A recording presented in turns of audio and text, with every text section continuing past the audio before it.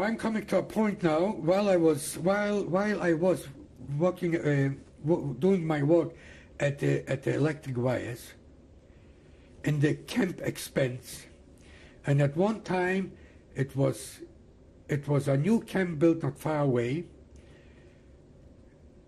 I don't remember if it was a camp or I think it was some kind for the Canada Commando, because some women were coming in from the women's camp to a special barracks were sorting things in the men's camp, which I don't know why. I don't know what kind of sorting it is, and maybe it was something special, but that was not far away. What I remember, it was not far away from the ditch.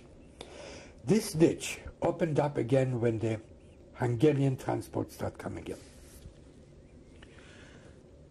I've seen from far away smoke and fire coming out from the ditch. I've seen from far away people waiting, sitting down there, going around and waiting with the SS around them, with machine guns around them. Later on, when I was talking to Jakob and other people, I asked them, and they explained to me, in this ditch, what I was trying beginning, in this farmhouse contains 200 bodies. Adult can go in this guest, sort of makeshift guest chamber. If there sometimes is left over a few babies or kids, they throw them over their head. Or if they're in a special mood, they throw them to the ditch, the babies.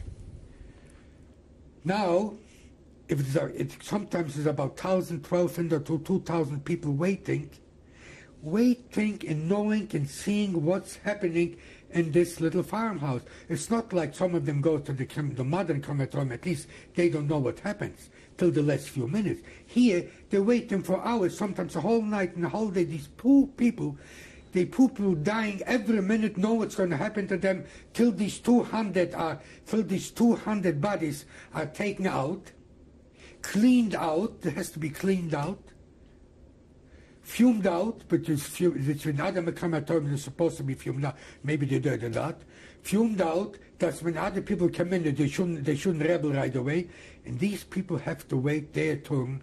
So you can imagine. Can anybody imagine what these people go through with their wives and their kids and waiting to be gassed and they be burned in these ditches? I don't think anybody can imagine a hell like this. That was from the ditches. On top of this all, this commander, this Josef Eckhardt, was so cruel to these people by the time they went in to be gassed, especially by the young girls. And whatever they were doing to them before they were a guest down there, just the screams and the yells were so loud that the people heard and the people around it didn't hear. Okay, I didn't hear because I was on the, sometimes I was there under the wires, sometimes not. People heard. So that's the underground. The underground give sort of like a, I wouldn't say I know it, that ask people, if you ever going to survive, whoever's going to survive should remember the name of Josef Eckhardt. I mean, there were other crematoriums, they were all bested, but he was just especially. And then it was a rumor that the chief of the Sonderkommando, which was Colonel Moll, he was in charge of the whole Sonderkommando, was supposed to tell that Josef Eckhardt not to try to tone down, even he wasn't chief, try to tone down, because even if you're he was the commander, but he figured, why making waves? You can do this quietly. So you can imagine how cruel he was that even the chief of the Sonderkommando, a colonel of the SS, told him to tone down. Well, of course, I don't know, but that's what I heard about it. Speaking of the Sonderkommando, crematorium. Sonderkommando wasn't only not only the people which worked in the ovens down there. These people were chosen from transport. From time were chosen mostly Jews, of course. They want to tell that the Jews burning the Jews. These were chosen to work in the ovens, work in the ditches, cleaning, cutting the hair, checking for gold, and then the Canada took over and sold these things. These people worked in these for about between 3 and 6 months. They worked down there and lived down there. They have all the goodies from the transport. They eat as much as they want and what they want from the transport, whatever they could steal. The food, the Germans didn't care for the food as long as everything was going smoothly. But the Germans going smoothly. So many transport goes away a day and it just gets away. So many hairs a day, bales of hairs. Anything what they could hold of it, they could use it. Thousands of people work at it. And of course, some SS, when they had a close by, they could help themselves with gold, they could help it with a bar, or with the gold teeth, whatever they could, diamonds and gold, whatever it is, they could help themselves. But it was guarded very closely. Some SS, even SS, if they didn't belong to the Sonderkommando, to the special unit of the Sonderkommando, they could not go in down there. And if they did, they probably were in trouble. The SS, the guards would not let them in, whoever it is, if they didn't know that they were the SS walked in down there. And what they displayed, everybody, the whole thing, the crematoriums, the whole commander from the Germans, all they called it Sonderkommando. Sonderkommando means in English I get special, whatever you call it in English, special commander, you call commander. And these people, they didn't want the Jews to work down. They lived longer, between 3 and 6 months. Then they gassed them all, or killed them all. They left always over about 2 or 3 of them to teach the new ones. Didn't take long to teach newcomers, and they knew what was doing. Now, it comes around the time of. Meanwhile, I went through a few selections, like I mentioned before. Selections, or maybe I must have got about 5 selections, and I remember the last selection was, and like I mentioned to you, was where the washrooms were, the 2 washrooms. The last selection, I think they knew it's going to be the last selections, or they knew, or they made it. Up till then, the selections, the couples, those big shots, they didn't have to go to selection. I mean, the Jewish big shots, but the other ones didn't go to selection. That was selection. They said everybody, all the Jews have to go for the selections. All of a sudden I was stunned. Couples, big shots, but you couldn't even talk to them. Also, they get undressed too. Was the last selections, and was a very terrible selection. What I mean terrible is a lot of them going to Darwin. I don't know how really I didn't go. Maybe there is somebody obsessed who likes me. And up till then was selections under the bar. This was selection of the whole camp of Jews. Had to go through one washroom. Mengele was staying down there, and the one which put the number to go to the oven had to go to another washroom. Do you know when this was approximately? That was approximately, I would say, the beginning of October or the end of September. It must have been before the October because it was before the uprising. So what year was this? 1944. Everything was 1944 already. Everything was 1944. That was really everything. Like me, the work, and the Buna, and everything was 1944. So that was the last selection. What I have to say. Now comes around the time. Where was it? Let me see before I start talking about the selections. What did I say? I told you about the ditch, and I told you about the Eckhardt. And where was I?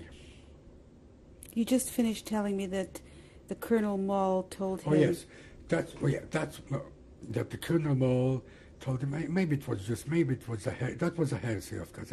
What's a heresy? I have to tell you, it's a heresy. But that was the rumors that Colonel. He was very brutal, and the underground told us these things. Now came around one day. I'm doing my regular work with Capo Manfred, and I remember I was at the either it was by the gypsy barrack, but when the gypsy barrack left and they killed all the gypsies, and sometimes in August, the transport from Lodz came around, and the remaining didn't go to the gas chamber, went to the gypsy camp. the gypsy camp became the lodger camp. And as the D camp where I was bordering the gypsy camp, so I was trying always to go around the gypsy camp. Maybe I'm going to somebody from lodger camp. That's the story that I was trying to tell you now. And that was when I was there, happened to be there around the gypsy camp when the uprising started. Let me stop you there for a moment.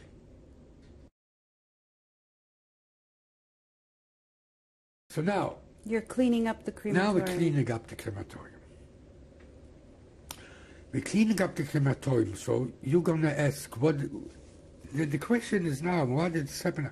They're cleaning up the crematorium. Now we, from cleaning up the crematorium, I haven't got any more home. I came from the interrogation.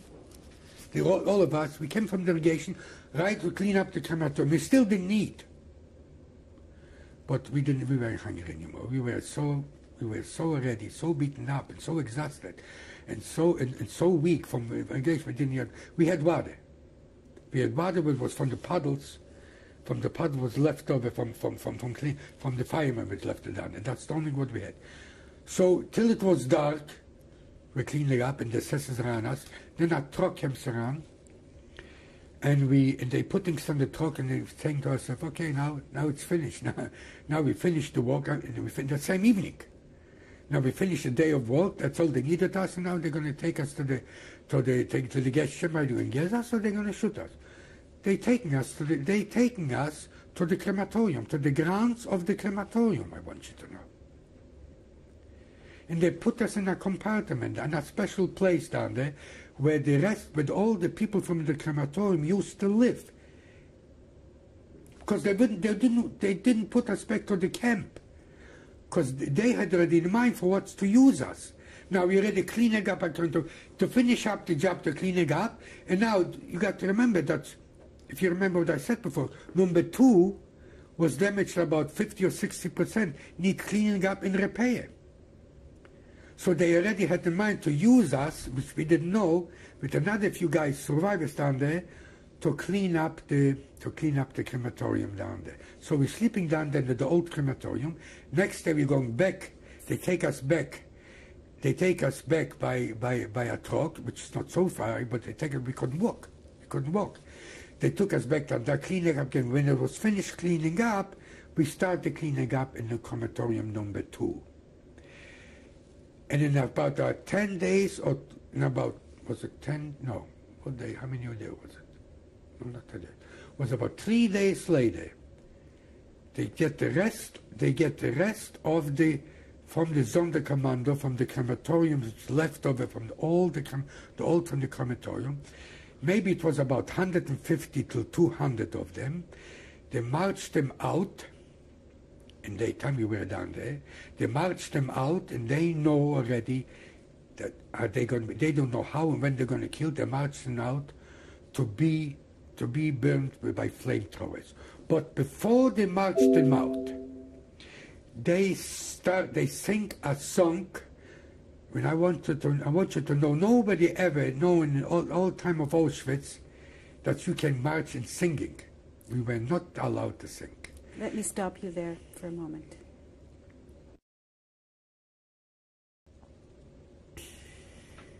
Tape number 10, Mr. Felix Opatowski. Now all of a sudden, they were in different place and we were in different place. All of a sudden, that happens to crematorium too. They called them out. They lining up in 5, like always, and they start marching them out.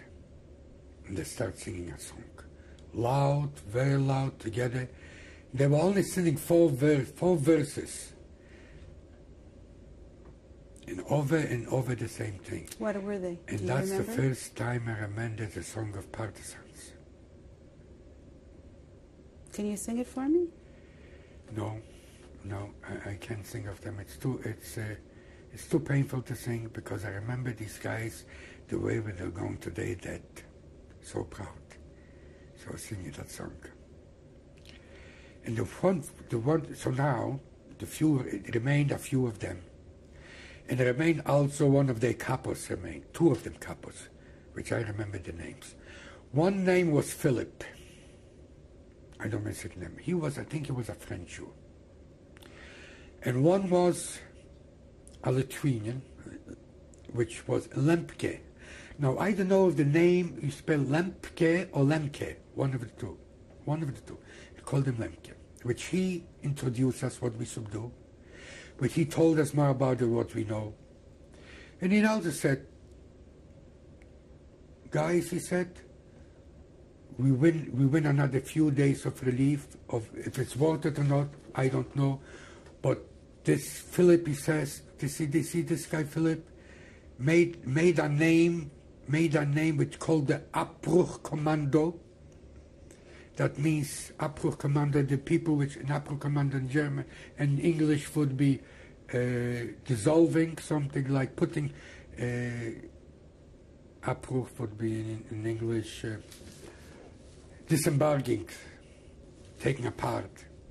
Sonderkommando, and this guy gonna take us back to the camp, and maybe we have a chance to survive. He was with another few guys. This from the old guard, from the crematorium. And these were all people from the underground? Yeah.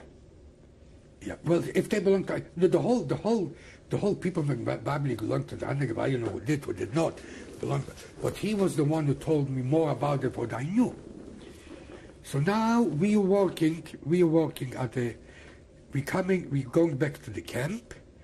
It was, I think it was someplace in the, I forgot which block it was, 17 or 18, something like this, or close to 20. We were in the block, and it's called the Upper Command, and every morning this Philip goes out with us, like he used our couple, and we're walking and assembling, and he took another more people out, and we're walking and assembling the crematoriums. So first we cleaned up, we finished cleaning up number 3 and 4. And then we cleaned up and put together number 2, which they hardly used anyways anymore, because number one, they didn't need us anymore. Only some people left over from another place. I don't know where they came from. I never knew them, never see them. They started working down there, and it wasn't that much damage. But the only crematorium one from what I know was in working order, which only was using bodies of the dead bodies, which they used it regularly from Auschwitz. And what do you mean using the bodies? Well, the bodies which died. Yes, what were they doing? In Auschwitz, cremate them. In crematorium, they were cremate them in the same crematorium. And I think once in a while, probably maybe they're using for other gassing or something, which I don't know. I wasn't around that time. I wasn't present. Yeah. How were you healing? And now, wait a minute. Before, now, while we were doing, because I forget. Now, while we were doing all this, they put me and another few guys, 5 or 6 guys in charge of the ashes. See, each crematorium had a pile of ashes. Now, what do? They don't want to leave the pile of ashes. It was a big piles of ashes, and these ashes were not moved away while all these things happened. Usually what they were doing, what I was told later by this guy Lemke, is, I have to come back to the song, but I'm this one. What I was told by Lemke, these ashes were piled up once a month or so, then they were putting in sacks, and the guys from the crematorium with the SS and a truck, dumping it around the rivers. So I was going with another few guys. We were in charge. They put us in charge with another few guys. We were dumping the ashes in burlap sacks, putting on trucks, and they driving around to 2 places. We were dumping the ashes. We not with the burlap, because Germans don't throw away easy things. The burlap we used again. Open the burlap sack, so there is a river about maybe, I don't remember the name of the little river, which could be maybe 5 kilometers away from Auschwitz, and then there is a river in center of city of Auschwitz, right in center by a bridge. We went into this bridge. We went down, carrying this bullocks up with the first the SS standing with the machine guns. we were hardly able to walk, never mind to run. And we were dumping the ashes, open up the bird back, taking back the ashes and drove us back to the camp. I think I must have done this for about maybe 3 or 4 times while we cleaned up. There's lots of left. Mind, there's lots of left. But at least it was cleaned up enough that it wasn't a pile. There was Dundus and down there. I could point out today. I couldn't point out so much exactly where by the river where it is, because it's a river goes by, I don't remember. But the bridge in Auschwitz, I could have pointed out, but nobody knows probably about it. So that's what I want to say about the ashes. Now, so we heard that song. We start saying, "Zog nicht kein Mut, als der Geist am letzten Weg." So we asked questions. So the Lemke said, so ask Lemke, how did they know this? What kind of song? How did they know this song?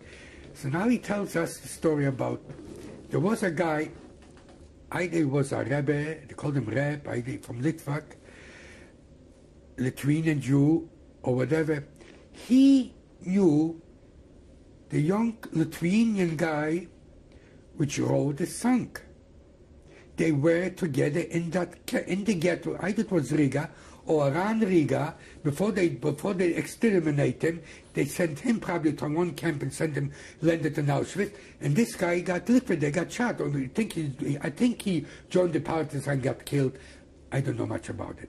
But he happened to know him when he wrote and he made that song. So he brought it into Auschwitz, and he happens to land in the crematorium with the people, and he was teaching them the song.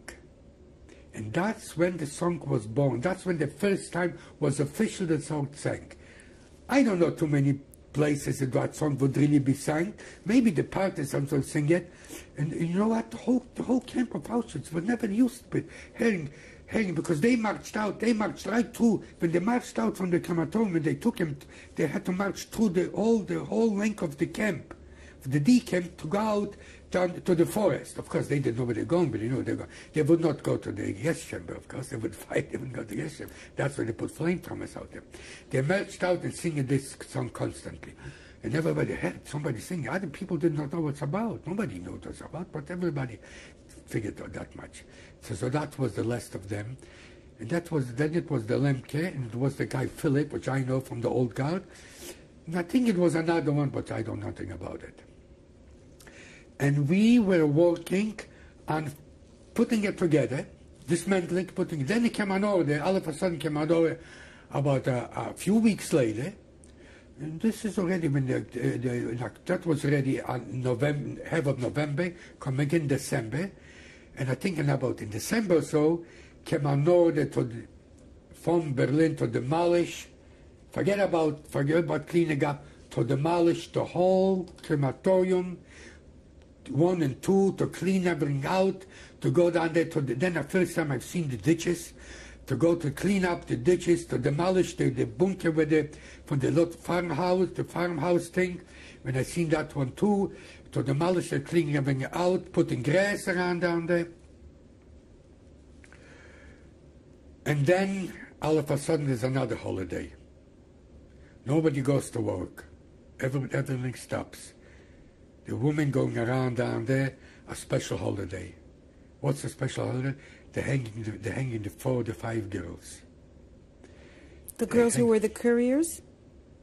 The Malka, the courier, she is hanged first, or last, I don't remember, I think first. I don't remember if it's the same day or not. It's fizzes a little bit me. I was still not 100%. I was going on days for a long time. And this was already January. I think it was 10 days or 2 weeks before Auschwitz was liquidated. They're hanging the Malka, and then they're hanging the 4 or 5 girls which worked in the powder factory when they cut them. And how did they smuggle the dynamite in? I mean, if I can say it now, because this is a hearsay, I wasn't present, but from what I heard, they took the dynamite, in a piece of paper, a piece of cotton, and they sewn buttons on the blouses, the sweaters. And then they take him into the camp. Or the other way, but that's what I heard. That's what, and they cut them. And there's another few probably would survive maybe, or who knows, but that's what I have. I never knew of them. I never heard of them. But I knew that was going on.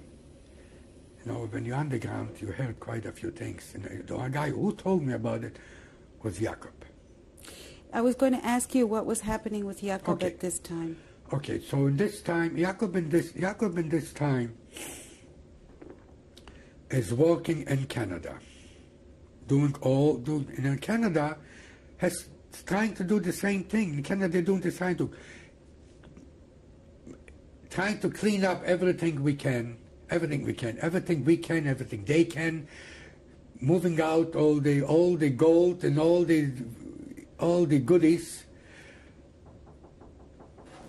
No. Sit. Oh, okay, you can go. It could be Go my ahead. wife. It could Go be ahead. my wife. Just keep talking. Yeah. So they're trying to clean up what's happening in Canada. What can we say to like cleaning up here? Go ahead. Just continue. Go ahead. And what was Jakob doing at this time that you were working? Jakob was also they had to start cleaning up all of them which worked down there. They dispersed quite a lot of them, or they put them to the gas chamber, liquidated them. This I cannot tell because I wasn't present, I don't know. But they didn't need them anymore, no transport coming out. Right. Cleaning up probably what they needed it. And little by little comes around, can you, Frank? Go ahead. Little by little comes around, the day comes close of middle of January, and the night of 17 till 18 of January, the SS getting orders. The high up in Berlin gave them orders to demolish and to destroy the whole Auschwitz, no survivors. Maybe a few days earlier, but all I know when we start hearing this about the 16th, 17th of January. Now, there is approximately between 100 and 150,000 probably left in Auschwitz. Now, so the commanders in Auschwitz in that time figured to themselves, first of all, how are you going to get liquidated so many people one time? And they know that the Russian is close by. We didn't even hear at nighttime. We've seen flashes, and sometimes we can hear cannons at nighttime. They are about 50 kilometers away, driving in Berlin. They said, how can we do it? And what we gonna tell? Where are we gonna go? So they probably said, well, the alternative for it could be we gonna take them out and march them to another camp, and we're gonna liquidate the rest and blow up everything, clean up everything, clean up everything, and the rest which cannot, sick ones which cannot march, maybe they're gonna clean up, and then we're gonna disperse of them too. That was their plan. I guess that was plan number 2, the alternative plan. Well, we were guessing, we heard about it. It's not that they tell us what to do. But what we know, what it was, next day there's no work. They tell us to get up early in the morning, march in front of the barracks, just like you going out to work, standing up to work out. Now, meanwhile, there's no lights anymore. Like the lights when the towers have lights, it's reflectors. There's no lights anymore. If there's no lights anymore, guys going around, they're checking the electric wire. Hey, the electric wire is not, it's no electricity anymore. Says, hey, wait a minute, what's going on? Now we are afraid, we still don't know what's going on. We're going to march out, they're going to liquidate us, they're going to shut us. We don't know. So now we start marching out next morning, January the 18th, from the camp. We got just plain ordinary clothing. Jacob had something, yes, because it was, yes, he ready from the other side of his camp to mine side, from mine barrack, that we should have worked out together. He asked me if I have something extra. He says, yes, I says, I have still a piece of bread what you gave me yesterday. He said, because something going on. And I think he had a jacket and he had an extra sweater. That's what he said. And the shoes he already gave me before. And so we're marching out. And while we're marching out from the camp, we were marching to the we call it magazine, to the warehouse. And two Germans standing with their guns in front of the warehouse. Some other guys running in from the back to the warehouse, and they're trying to grab whatever they can. So while we're marching, I say this, and I know we haven't foot. I don't know where we're marching. I said, Jacob, just walk slowly, trying to walk not too fast. Walk slowly. And by the time he asked me, what you trying to do? I ran out like the other guys I seen running out. I ran into the warehouse, and I'm looking at what I can see. I know I got to run out very fast. They were shooting around. And I seen a can, and I grabbed the can, I put the can under the jacket, and I ran out from the front, and these two Germans are busy shooting and yelling, and screaming and shooting and yelling. It was a lot of running to dinner. And then I seen Jacob waving with the hands right in front of me, marching in front of me, trying to slow it down. And I joined the camp, and we were marching out. So now, and I want you to know, this is January 18. This is middle of the winter, pretty cold. So we're marching the whole day. Oh, okay. Getting away from myself. While we're marching out, all of a sudden the whole column stops. You know, like it would be something in everybody's mind. The Germans didn't tell us to stop.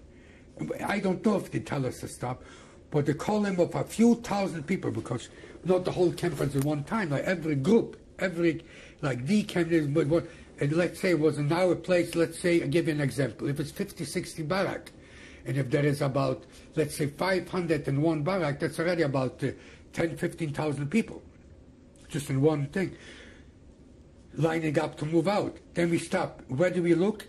We look at the place where the chimneys were, where the crematorium was, and everybody thinks to himself, am I walking out alive here, and the chimneys are here demolished?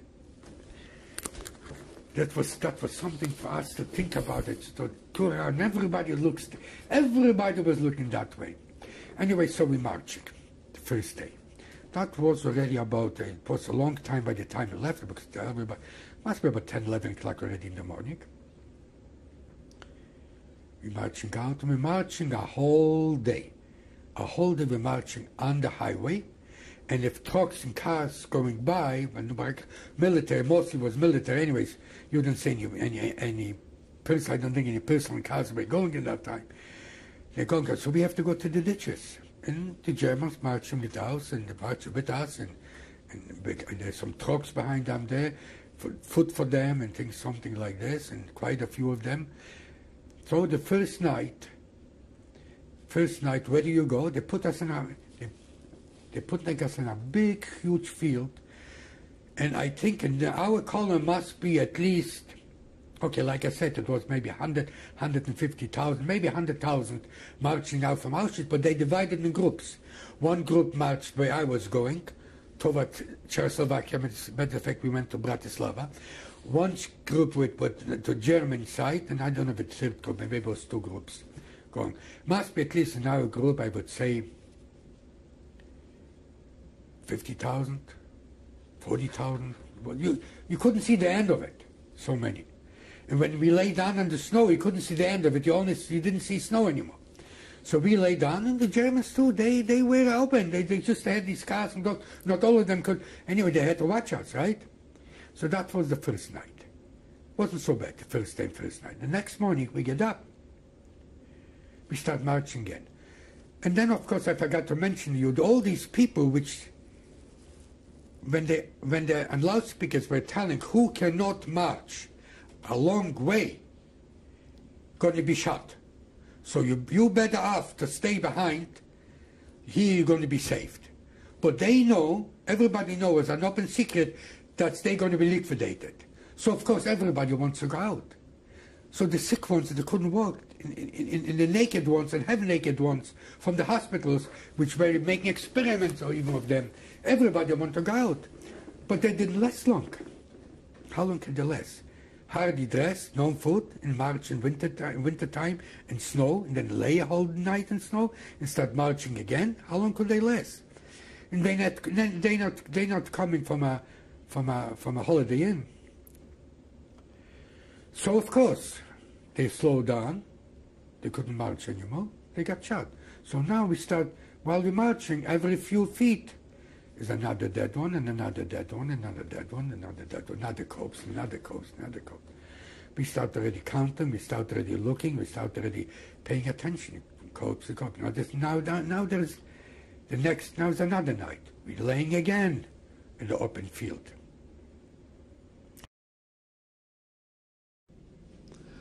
Well, this is a piece of my original uniform. When I explained about the triangle, the red triangle, the yellow strip on top of it, and my number shows on this uniform. That's the only piece I have, which the only thing which is not original is the writing of the number, which I had to after I was a few years later I had to correct the number. It was start fading out. Who's in this picture, Mr. Opitovsky? The man in the middle is the Count of Auschwitz. His code name, Count of Auschwitz, and he's surrendered by two soldiers, which I don't know nothing of them. And he was instrumental in supplying war material and dynamite, special dynamite, powder dynamite, which I was carrying it for the uprising. Where did you get this photograph?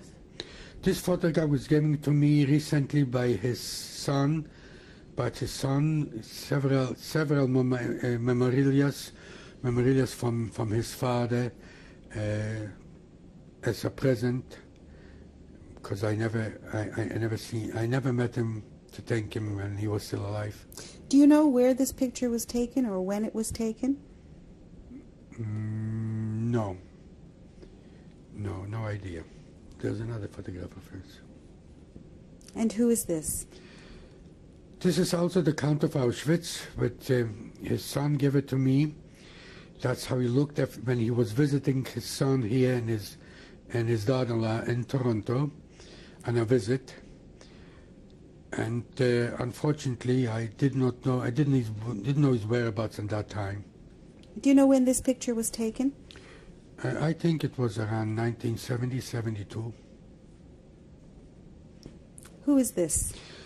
This is Jacob Hartmann, which thanks to him I'm probably still alive. Officially, according to me, he saved my life twice. This was taken approximately sometimes in 1948. Do you know where it was taken? Yes, Gmunden, Austria. What is this? This is a plaque which I made it in memory of Jacob Hartmann when he died a day before celebrating the 50 years anniversary of being liberated from Auschwitz, and he died one evening before we celebrated the tragic car accident.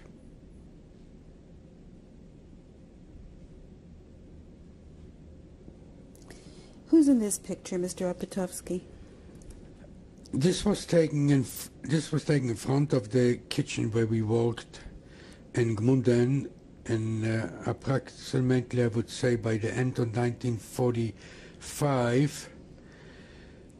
I am sitting here on the bottom row, first on the bottom row to the right. The guy in the middle, he also worked in the kitchen, but I don't remember his name. Next, on the lower bottle is a guy by the name Benkel, which was in the same group as me. Then above him standing is Adam, also from the same group that we worked in the kitchen from Auschwitz. Do you remember his last name? Adam Bornstein. And what about the other man? Do you remember? I only remember, we only called him Benkel. That was the only name everybody called him. And then, of course, in the middle is Jakob Hartmann. And next to Jakob Hartmann is a guy which also he worked in the kitchen, but I don't remember who it was. I don't remember the name. What is this? This is my wedding picture. It's my beautiful wife and myself. That was made on our wedding day. And what is her name? Her name is Regina Opatowski now. It was Regina Gnet, G-N-A-T. Can you tell me when this was? What's the date? The date was June the 16, 1946. And where? In Gmunden.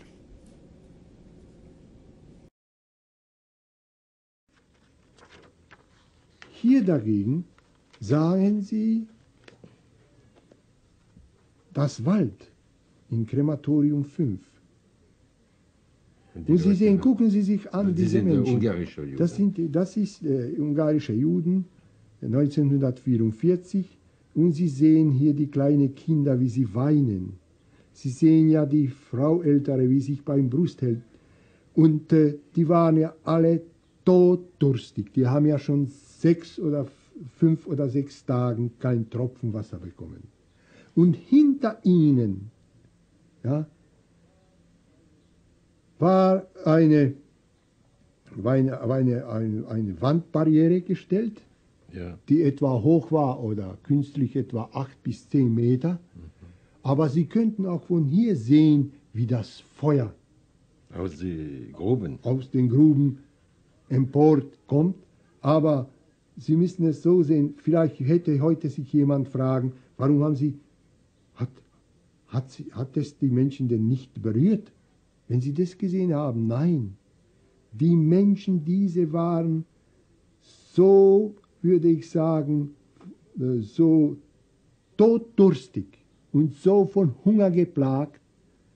Und jede 10 Minuten kamen zu ihnen einige SS-Männer, wie sagen wir der Unterscharführer Eckhardt, der Ungarisch sprach, mit ihrer Muttersprache zu ihnen, ja, und versprach ihnen, dass sie nur noch warten 10 Minuten, dass da kommt, dass sie kriegen, wie viel sie wollen Tee und so weiter, dass ihre ganzen Gedanken nur fixiert waren auf das Ziel, auf diese Flüssigkeit, ohne die sie schon nicht mehr weiterleben könnten. Und das ist die Antwort, dass die haben schon verloren jeden Bewusstsein. Die waren so geplagt. Und das, wie ich schon vorher gesagt habe, dieses ganze Plagen war ja vorprogrammiert von der SS, um zu diesen Menschen so leicht dann in der Gaskammer zu kriegen. Das ist unvorstellbar. Das ist unmöglich. Leider.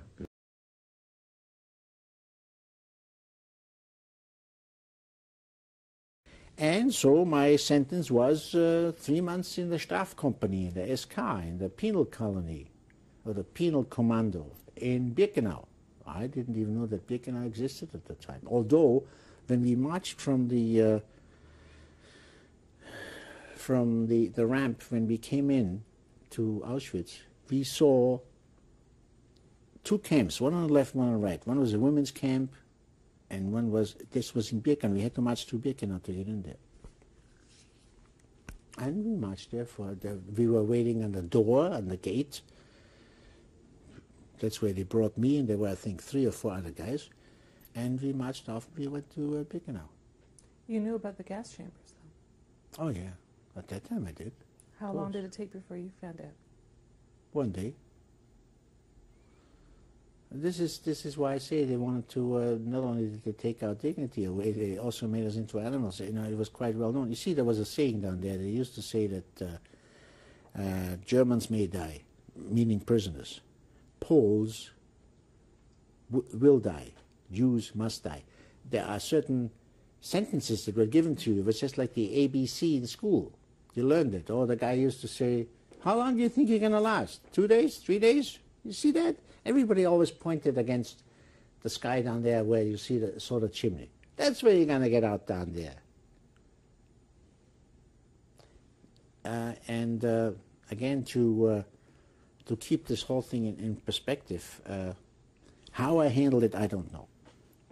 It would be stupid. I can't assess it right now, and I can't take it apart. It just happened, and it was there, and that's the way it was. And so we arrived at the staff company, and I found out something 10 seconds after I got in there. This staff company was right within the camp of Birkenau, but there was a wall around it with a door to go in, okay, and it was a courtyard. Staff company, you were supposed to last 2 days, 3 days at the most. I lasted for almost a month.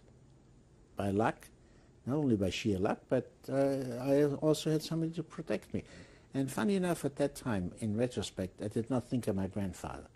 I got help from somebody else. I got help from the 2 guys that arrived with me from Belgium, that used to work in Canada. And story. Anyhow, down there we had a Kommando Führer, which was the man in charge of the thing, and we walked out every morning. And the first morning we walked out, and there was some irrigation to be done down there, and I saw the first 3 killings of Mr. Josef Eckhardt, Unterscharführer. He threw him in down there, and he stomped with him with his boots until they drowned, and they took him out. Another thing that was very, very significant is that dead people, any dead person, was referred to as pieces, Stücke. In other words, when the guy says 10 Stücke, that meant 10 dead people. Very common term. Okay? And did it matter if they were Jews or not? That didn't make any. It was a dead person, that's all.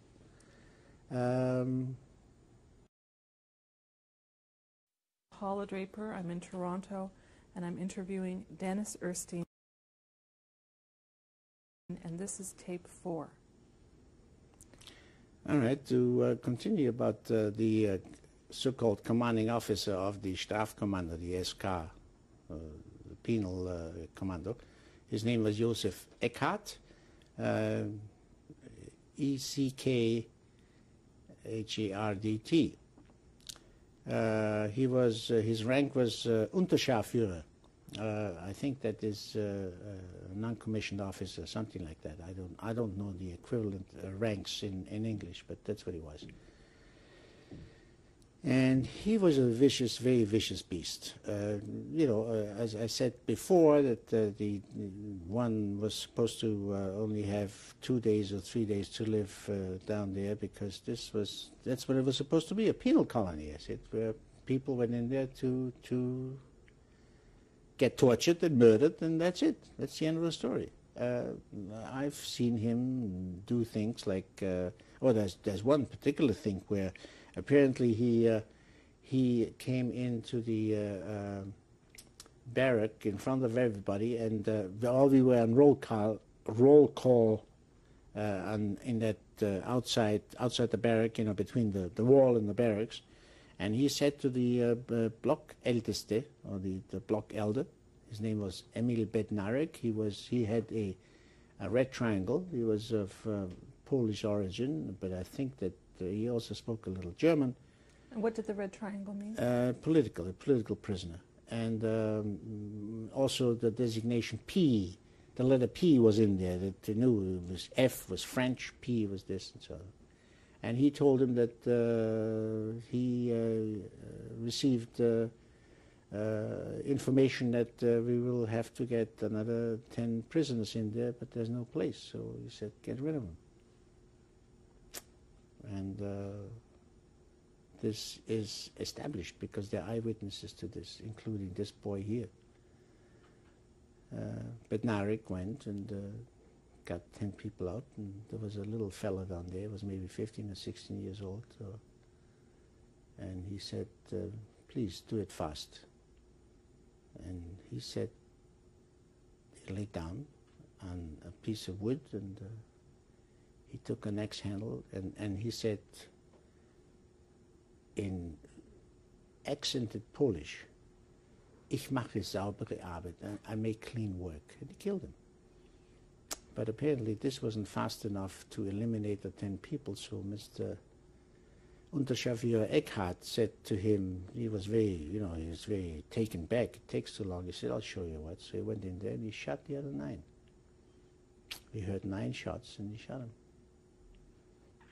That was Mr. Eckhardt. And he was found by Professor Hermann Langbein, who still lives in Vienna, and he tried to put him on trial. And I was interviewed by the RCMP a few years ago about that incident, and I gave 2 days deposition on there. And apparently the courts in Vienna said that he was unable to stand trial because he had a stroke or he's very sick. And when Langbein said, well, I would like to send a doctor down there to have him examined, no. Took his own doctor's word, and from what I've heard, I didn't hear that he died because Langbein would have told me that the son of a bitch is dead. He also had a dog that he trained to get onto the testicles of prisoners. He loved it. Oh, Wolfie, that was the name of the dog.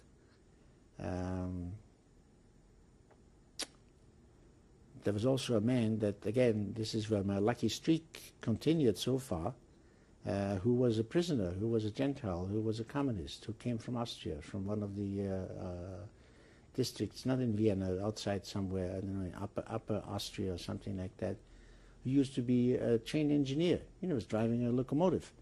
And he was an Aryan, he was a Gentile, and Eckhardt made him, not his confidant, but he made him his main servant, because he had to eat. He didn't give a damn that we didn't get anything to eat. So he had a hut down there that was built, and there was a little stove in there with coals and all that, and Sepp, which was that prisoner, cooked potatoes and bacon that he organized for him, and not the prisoner, but the SS-man Eckhardt organized for himself. Where the hell did he get him from? And he cooked his meals, and he, because again of my Viennese accent, he heard me talk this Sepp, and I said, hey, don't worry, I'll take care of you. He liked me, and I became his helper. I peeled the potatoes.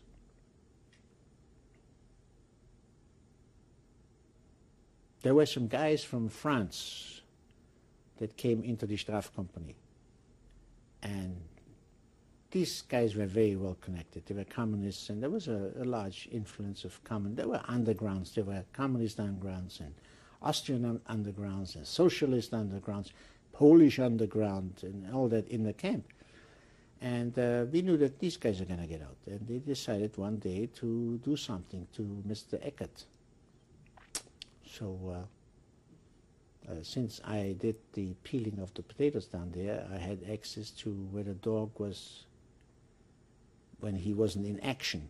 He had a cord down there, and the cord, so I just loosened the cord. They got the dog, they killed the dog, they skinned the dog. I don't know where they did it. And Mr. Eckhardt received a wonderful meal 2 days later. That was his dog. He thought, and Sepp said he organized it. He went to the kitchen, and they had a young cow down there, and he thought it was like veal. He enjoyed every portion of it. Then and this I heard of, I was not a witness to this, was that they tried to find a way how to get rid of Eckhardt. Well, you can't just say to an SS-man, I don't want you anymore. Apparently a letter was sent in his name with his signature to Himmler. This is as the story goes. And one day he disappeared from the camp. We found out after the war that Eckhardt was sent to the Russian front because apparently the letter said that he wants to serve the Führer better than do more for the Führer than he does here, and he volunteers to go to the front now. If he signs a letter like that and he sends it to Himmler, Himmler thinks it's the greatest thing after sliced bread. So he sent him there. But apparently before he left, the night before he left, a letter was smuggled into him telling him that he ate his own dog. I love that story. It's a beautiful story. Was it the communists that got this letter out? Oh, yeah. Yeah.